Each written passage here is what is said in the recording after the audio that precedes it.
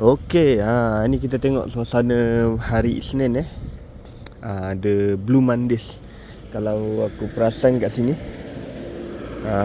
hari Isnin diorang akan kumpul sampah. Tu budak-budak pergi sekolah ada. Sikit. Ada budak pergi sekolah.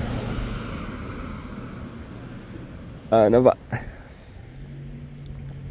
Sampah. Kalau semalam aku tahu Jumaat, Sabtu, Ahad tak ada. Diorang bukan buang sampah setiap hari tau. Diorang akan mungkin hari Isnin aja kot yang kutip sampah ni pick up. Nampak tu pun sana sama. Yang bestnya dia jaring biru. Dijaringkan sampah tu. Tengok sampai ujung sana.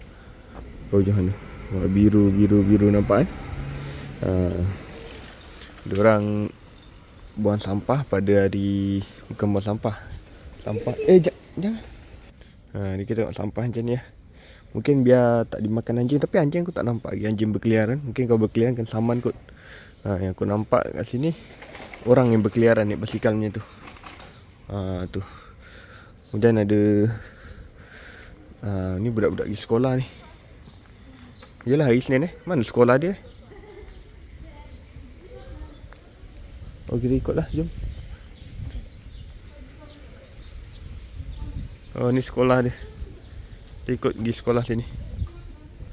Ni pun sama sampah ni. Tak tahu sekolahan kat mana.